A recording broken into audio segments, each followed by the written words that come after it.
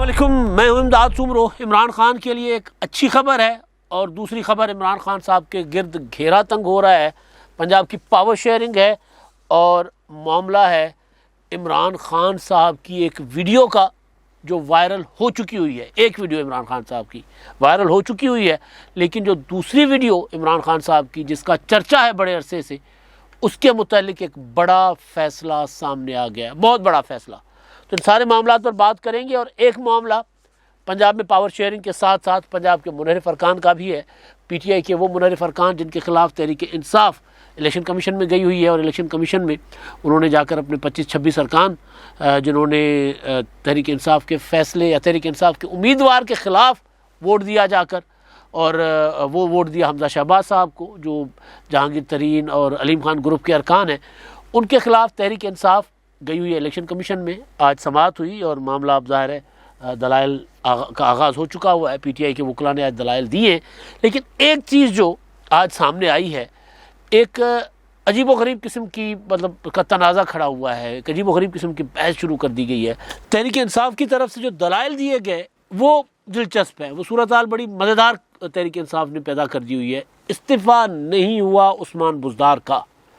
अब उस्मान बुज़दार के इस्तीफ़े के मामले पर या तो तहरीक इंसाफ पूरी की पूरी इमरान खान साहब को जाके घेरे, कुटशुट लगाए कि जी वज़ीर आज़म साहब, इमरान खान साहब कायदे मोहतरम, ये आपने क्या कर दिया।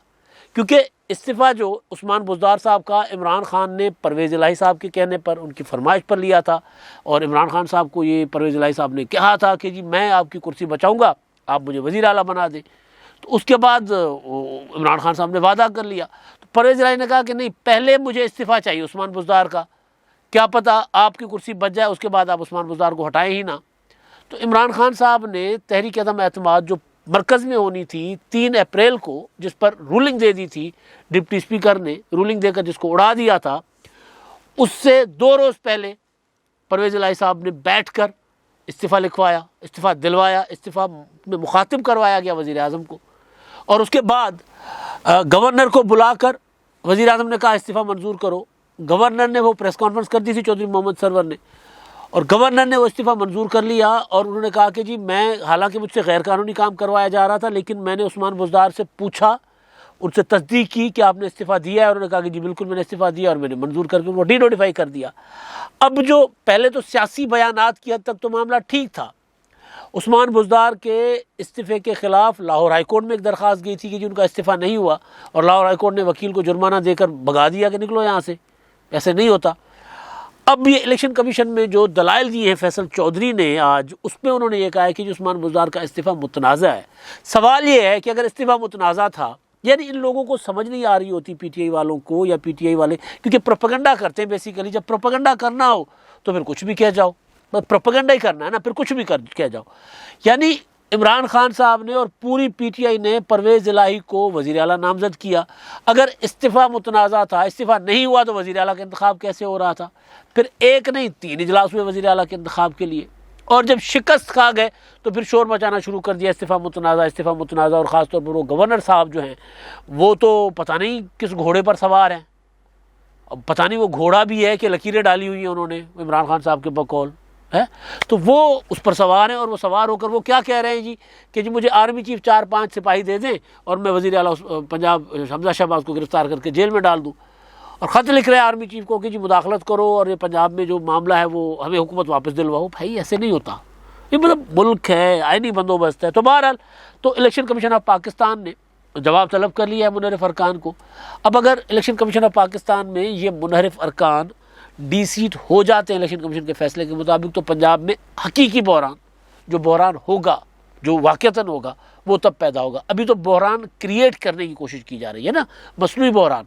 यानी वज़ीर आला का हलफ लेने के पाबंद हैं गवर्नर, इनकार कर देंगे, किसी और कोई और हलफ ले लेगा जो हो चुका। वो कोशिश की गई। अब ये कोशिश की जा रही है कि जी कहा जाए कि पंजाब में 2 वज़ीर आला है, उस्मान बुज़दार भी वज़ीर आला है, हमजा शहबाज भी वज़ीर आला है। ये मसनूई बहरान है। ज़ाहिर है उसमें हुकूमत का अपना काम मुतासिर हो रहा है, हुकूमत काम नहीं कर पा रही। अभी मैं पढ़ रहा था, फवाद चौधरी साहब ने ट्वीट किया, स्टेटमेंट दी कि जी पंजाब में हुकूमत ना होने की वजह से गंदम की ख़रीदारी मुतासिर हो रही है। भाई बिल्कुल हर चीज़ मुतासिर हो रही है पाकिस्तान में। जिस तरह की पॉलिटिक्स शुरू कर दी है इमरान खान साहब ने, तो उससे ज़ाहिर है पाकिस्तान में हर चीज़ मुतासिर होगी। और इमरान खान साहब चाहते हैं कि पाकिस्तान में पहिया जाम हो, सनत का पहिया जाम हो, गाड़ी का पहिया जाम हो, कारोबार का पहिया जाम हो, रियासती निज़ाम जाम हो जाए। इमरान खान साहब ये चाहते हैं और बरमला कह रहे हैं, मुसलसल कह रहे हैं, खुद कह रहे हैं मैं किसी को चलने नहीं दूंगा। शेख रशीद की ज़बानी कह रहे हैं मैं किसी को चलने नहीं दूंगा। तो ये एक कोशिश की जा रही है कि जी किसी तरह मामला गड़बड़ किया जाए। लेकिन अगर वाक़तन वो अरकान डीसीट हो जाते हैं तो फिर ये इशू होगा। फिर अगर वोट ऑफ कॉन्फिडेंस लेने के लिए कहा जाएगा हमजा शहबाज को, तो फिर उनके पास शायद वोट ना हो या फिर मज़ीद मुनहरिफ अरकान, क्योंकि जहांगीर तरीन भी मज़ीद मुतहरिक हो गए हैं। तो कोई पता नहीं कि तहरीक इंसाफ के जो MPAs हैं, MNAs हैं, उनकी मेजॉरिटी इधर आ जाए और हालात उस तरफ अब आहिस्ता आहिस्ता जाएंगे। जैसे जैसे इमरान खान साहब अपने बयानिए को रंग बिरंगी कर रहे हैं ना, जैसे जैसे सारे रंग डाल रहे हैं। अमरीकी साजिश है, अमरीकी साजिश मिली जुली है, और मेरे हुकूमत को घर भेजने का जो मिला जुला वो था, सारा मिला जुला था। यानी अमरीकी साजिश भी थी, DGISA का तबादला भी था, मेरे अरकान जो है वो इत्तेहादी वो भी मुझे छोड़ गए थे। ओ भाई किसी एक तरफ आओ ना। अगर अमरीकी साजिश थी तो फिर बाकी सारा कुछ फारिग है। DGISI होते तो फिर अमरीकी साजिश कामयाब ना होती। मतलब ये अजीब व गरीब, यानी DGISI फैज़ हमीद साहब होते, यानी मेरी मर्ज़ी के DGISI होते। खैर, तो अब वो मामला जो है इलेक्शन कमीशन वाला वो उन्होंने नोटिस कर दिया है। अब उसके बाद अगर वो वाकई डीसीट हो जाएंगे तो फिर पंजाब का बहरान होगा संगीन। अभी तक तो पंजाब में हुकूमत नहीं बन पाई। गवर्नर साहब के पास मेरा ख्याल है बाकी 5 दिन है, उछलते कूदते फिरें, 5 दिन के बाद ख़त्म बस। तो फिर वो सिंधी में कहावत है कि दरिया किनारे नीगर कुने अज न बुढ़े सुभाणे बुढ़े। दरिया के किनारे अगर कोई बच्चा उछल कूद कर रहा होगा, आज नहीं डूबेगा तो कल तो डूबेगा। तो उछल कूद कर लें। उस्मान बुज़दार साहब जितनी मर्जी अपना उस्मान बुज़दार कह रहा हूँ, ये उमर सरफराज चीमा साहब, वैसे सारे उस्मान बुज़दार ही है। उमर सरफराज चीमा साहब जितनी मर्जी उछल कूद कर लें, आज नहीं डूबेंगे तो कल डूबेंगे। तो 5 दिन है उनके टोटल कानूनी, क्योंकि पहली जो समरी थी मुस्तरद कर दी थी सदर ने। अब वज़ीर आज़म की दूसरी समरी चली गई और दूसरी समरी आइनी तौर पर 10 दिन के अंदर सदर जो भी जवाब देंगे मंजूर होगी। सदर कह देंगे जी मैं नहीं मानता, तो भी आइन कहता है कि जी सदर साहब बाय बाय, आपका अख्तियार इतना था, आपको हमने इतनी इज्जत दी हुई है, आपको ये रास आती है तो ले लो, नहीं रास आती तो भी हमने तो मंजूर कर लिया। आइन मंजूर करता है फिर इस्तीफ़ा, तो मंजूर हो जाएगा और उसके बाद फिर नया गवर्नर। तो उसके लिए पावर शेयरिंग पंजाब में, क्योंकि अभी हुकूमत नहीं बनी, तो पावर शेयरिंग के लिए आज पीपल्स पार्टी का इजलास भी हुआ है पंजाब में, जिसमें यूसुफ रज़ा गिलानी साहब हैं, मखदूम अहमद महमूद साहब हैं, कमरजमान कायरा साहब, हसन मुर्तज़ा, राजा परवेज़ अशरफ जो स्पीकर कौमी असम्बली हैं, कि मरकज़ में तो जो वजारतें और जो कुछ लेना था वो तो हो गया, सेटल डाउन हो गया। पंजाब में क्योंकि काबीना में कोई इनको जल्दी नहीं है, जब तक इनका गवर्नर नहीं आएगा इत्तेहादियों का, तब तक पंजाब में ये वाले गवर्नर साहब तो हलफ लेंगे नहीं। तो एवं वज़ीर नामज़द करके और ऐलान करके फिर फजूल की प्रैक्टिस होगी। तो आज पावर शेयरिंग का जो इजलास हुआ है उसमें गवर्नर पंजाब ज़ाहिर कवीम खान मखदूम अहमद महमूद साहब होंगे, सीनियर वज़ीर होंगे हसन मुर्तज़ा, और हसन मुर्तज़ा साहब जो हैं वो उनके अलावा 3 वज़ारतें पीपल्स पार्टी और लेगी और एक वो जो होगा मुशीर वगैरह लेंगे, वज़ीर आला के मुआविन और मुशीर। तो पीपल्स पार्टी के जितने भी 6-7 अरकान हैं वो पीपल्स पार्टी के पंजाब वाले अकोमोडेट हो जाएंगे।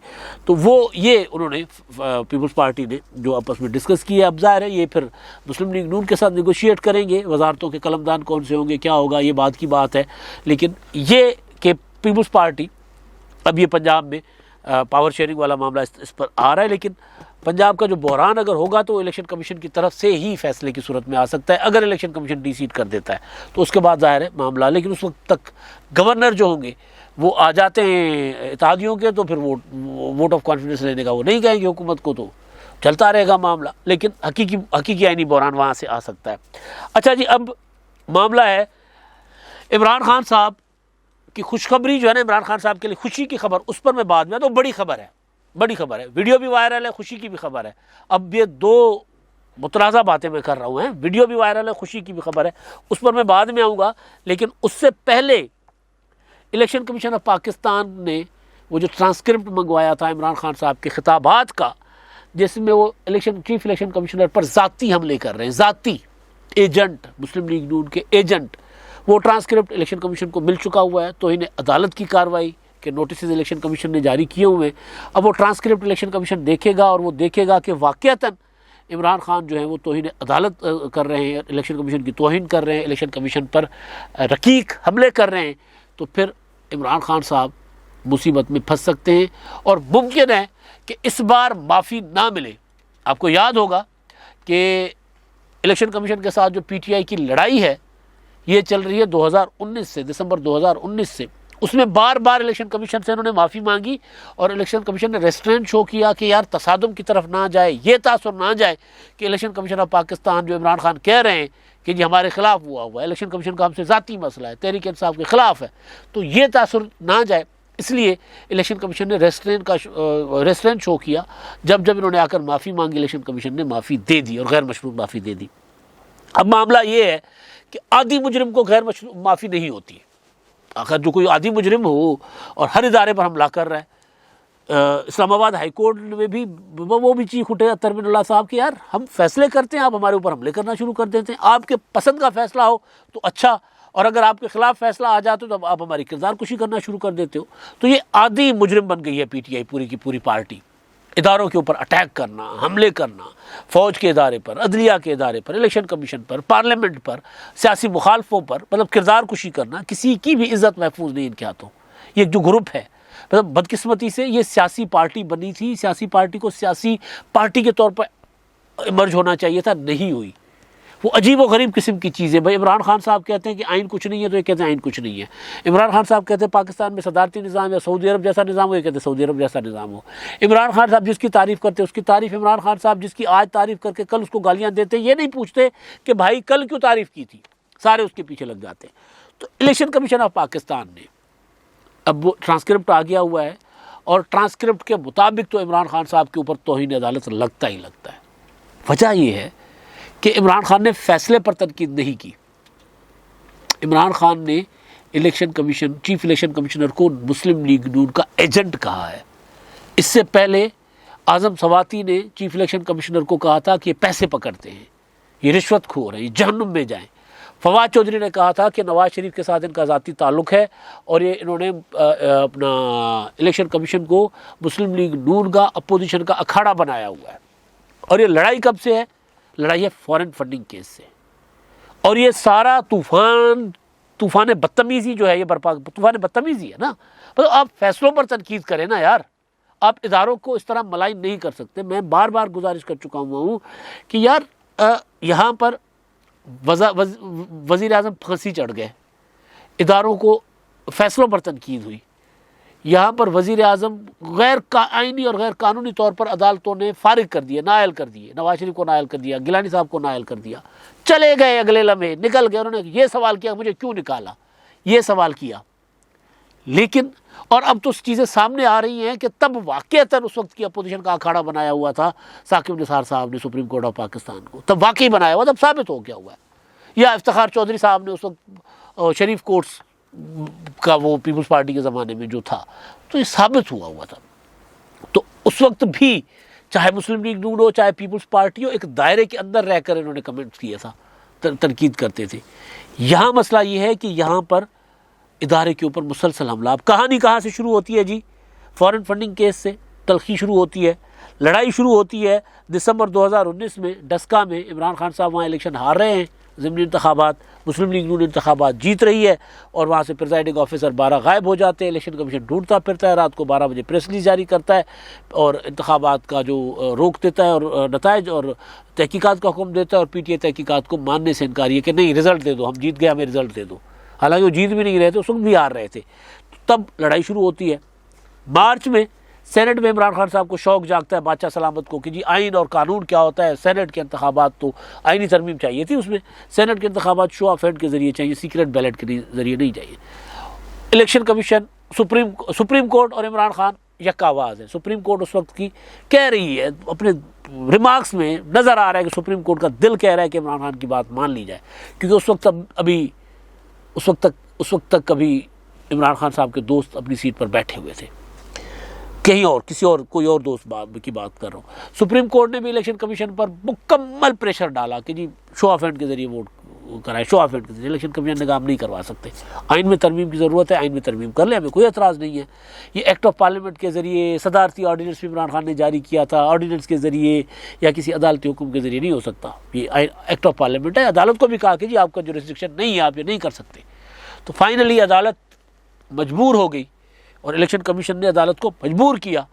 अदालत ने शो ऑफ हैंड वाला फैसला नहीं दिया जो कि दिल कर रहा था उस वक्त। यहाँ पर आकर मामला इलेक्शन कमीशन के खिलाफ प्रेस कॉन्फ्रेंसेस, इस्तीफ़ा दे दें, ये कर दें, वो कर दें। फवाद चौधरी, शिबली फराज, मुराद सईद और ये शहबाज गिल सारे बैठकर प्रेस कॉन्फ्रेंसेस कर रहे होते थे।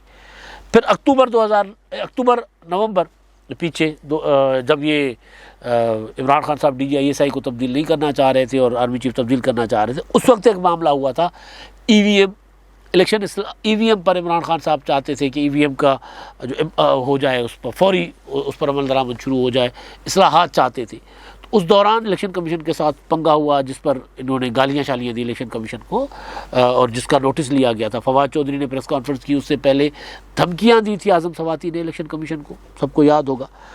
तो ये मामला, और फिर अप्रैल में अभी जब इमरान खान साहब ने 3 अप्रैल की रूलिंग के बाद, डिप्टी स्पीकर की रूलिंग के बाद असम्बलियाँ तोड़कर कहा भी इंतखाबात करवाओ। इलेक्शन कमीशन ने सुप्रीम कोर्ट ऑफ पाकिस्तान में 7 अप्रैल को आकर कहा, जिस दिन असम्बलियाँ बहाल की थी अदालत ने और स्पीकर की रूलिंग उड़ा दी थी, उन्होंने कहा हम 7 माह से पहले इंतखाबात नहीं करवा सकते। तो उसके बाद और फिर फॉरेन फंडिंग केस का समात स्पीड अप करना, इमरान खान साहब की यहाँ लड़ाई थी। और इमरान खान ने तकरीरों में, पेशावर में कहा, हर जगह जहाँ तकरीर करते वहाँ जाकर कहते कि जी ये सिकंदर सुल्तान राजा जो है ये मुस्लिम लीग नून का एजेंट है, एजेंट का लफ्ज़ इस्तेमाल कर रहे थे। तो अब वो ट्रांसक्रिप्ट चला गया हुआ है। अब ये इमरान खान साहब फंस सकते हैं इसमें बुरे तरीके से। इलेक्शन कमीशन अगर कानून के मुताबिक काम करेगा और अगर वो एक होता है ना कि बर्डन की, यार अब एक सियासतदान के ख़िलाफ़ क्या फ़ैसला दें, अगर इस तरफ इलेक्शन कमीशन नहीं सोचेगा और कानून के मुताबिक फ़ैसला करेगा तो इमरान खान को तौहीन अदालत की सज़ा हो सकती है, जो कि 6 माह, और सज़ा हो जाए तो इमरान खान नाअहल हो सकते हैं। यानी फॉरेन फंडिंग केस से पहले इमरान खान साहब की अहलियत उड़ सकती है। अब एक बार जो सज़ा याफ्ता है वो फिर तायात नाअहल होता है, ये तो यही रूल है ना। नवाज शरीफ साहब भी इसी वजह से तायात नाअहल कर दिए गए 62-63। तो बहरहाल ये मामला इमरान खान साहब के लिए इंतहाई ख़तरनाक है। दूसरा जो इमरान खान साहब के लिए खुशी की बात, जो ख़बर, वो ये है कि वज़ीर आज़म शहबाज शरीफ साहब ने कहा है कि जी फहश वीडियोज़ जो है किसी की भी सोशल मीडिया पर, यानी फेसबुक, ट्विटर, यूट्यूब, व्हाट्सएप, किसी पर भी कोई शेयर करेगा तो उसके साथ आनी हाथों से निपटा जाएगा, कानून हरकत में आएगा। इमरान खान के लिए एक ये बहुत बड़ा वो साया ऑफ रिलीफ जो होता है इमरान खान साहब के लिए, उनके लिए एक ठंडी हवा का झोंका है खान साहब के लिए ये फ़ैसला हुकूमत का। क्योंकि इमरान खान साहब के मुतल्लिक मुसलसल ख़बरें थी ना, रमज़ान के आगाज़ में ही कहा गया था कि इमरान खान साहब की कुछ गैर अखलाकी, नामुनासिब, नाजेबा वीडियोज़, उसमें तो तरह तरह की बातें की गई। और मैं बार बार ये गुजारिश करता चलूँगा जब भी उस तरह की वीडियोज़ का जिक्र होगा कि हमने नहीं किया था। ट्विटर पर लोग ट्वीट कर रहे थे, तरह तरह की बातें कर रहे थे, हमने उसका जिक्र नहीं किया था। जब इमरान खान ने खुद अपनी तकरीरों में कहना शुरू कर दिया, फिर फवाद चौधरी ने कहा कि जी इमरान खान साहब की वीडियोज़ आ रही हैं, फिर ये कहा गया कि डीप फेक टेक्नोलॉजी के ज़रिए इमरान खान साहब की गैर अखलाकी वीडियोज़ बनाई गई हैं, तब ये हमने फिर उस पर उसका जिक्र करना शुरू कर दिया कि भाई ये कोई तरीका नहीं है, घटिया हरकत होगी जो ये करेगा। अच्छा फ़ैसला है इस हुकूमत का, पहला अच्छा, मतलब अभी तो हुकूमत ने फ़ैसले किए ही कब हैं, लेकिन ये अच्छा फ़ैसला है। राणा सनाउल्लाह साहब ने खुद स्टेटमेंट जारी किए, वज़ीर दाखिला हैं जिनका ये काम है इस तरह की चीज़ों को रोकें। उन्होंने कहा कि अगर किसी की भी गैर अखलाकी वीडियो, अब किसी की भी गैर अखलाकी वीडियो, फहश वीडियो वो शेयर करना, उसमें सबसे बड़ा जो इस वक्त घेरे में थे वो तो इमरान खान साहब थे। तो इमरान खान साहब के लिए ये तो है अच्छी खबर, लेकिन बुरी खबर मैंने पहले दे दी। और दूसरा, अब इमरान खान साहब की एक और वीडियो वायरल है, अब उसको कोई नहीं रोक सकता। वो वीडियो वायरल है और इतनी वायरल होगी कि इमरान खान साहब की ज़िंदगी की सारी वीडियो से ज़्यादा वायरल होगी। उस वीडियो में इमरान खान साहब क्या कह रहे हैं, भाई पहले तोलो फिर बोलो, 1000 बार कहा है, नहीं तोलते बोल देते हैं। खान साहब उसमें अपने आप को गधे के साथ मवाजना कर रहे हैं, माजरत के साथ। मेरा ये लबो लहजा नहीं होता, लेकिन इमरान खान साहब जब खुद कह रहे हैं तो मैं क्या करूं। खान साहब के मुतालिक एक सवाल हमेशा उठाया जाता था कि खिलाड़ी, आसिफ जरदारी ने कहा, अपना नवाज शरीफ साहब ने कहा, सारे उनके मुखालिफिन कहते रहे कि खिलाड़ी है, खिलाड़ी वज़ीर आज़म नहीं बन सकता है, मुल्क नहीं चला सकता। और उन्होंने साबित भी किया इमरान खान साहब ने कि वो खिलाड़ी है, खिलाड़ी के। और मैंने कई बार गुजारिश की कि वो नाकाम होने के बाद पल्लू झाड़ेंगे, कहेंगे कि लड़के अच्छा खेले, हार जीत तो होती रहती है। अब वही कह रहे हैं इमरान खान साहब मुसलसल, या फिर रोंद कर रहे हैं। तो खिलाड़ी को वज़ीर आज़म बनाना, इसके लिए मिसालें दी जाती थी मुसलसल कि जी एक खिलाड़ी को सियासतदान बनाना ऐसे है जैसे गधे को ज़ेबरा, अपना लकीरें बनाकर गधे को ज़ेबरा बना दें। ये मिसालें तो मुखालिफिन देते थे। खान साहब अपने लिए क्या फरमा रहे हैं उस वीडियो में, वो जो पॉडकास्ट हुआ है उसमें, वो ये कह रहे हैं कि जी अपना मैं बरतानिया में रहा हूँ और बरतानिया वाले बहुत ज़्यादा वेलकमिंग होते हैं और सारी ज़िंदगी में रहा हूँ, लेकिन मैं पाकिस्तानी हूँ, मैं बरतानिया का शहरी नहीं बन सकता था। और मैं मतलब कैसे बन भी कैसे सकता था, अंग्रेज़ तो नहीं बन सकता था मैं। ये तो ऐसे है कि जैसे गधे को लकीरें बनाकर कोई ज़ेबरा बना दिया जाए। अपने लिए मिसाल दे रहे हैं खान साहब, गधे पर लकीरें डालकर उसे ज़ेबरा बना दिया जाए तो मैं कैसे अंग्रेज़ बन सकता हूँ। ये वाली वीडियो इमरान खान साहब की बहुत वायरल है। मुझे अंग्रेज़ वाली मिसाल इस पर फिट नहीं आती।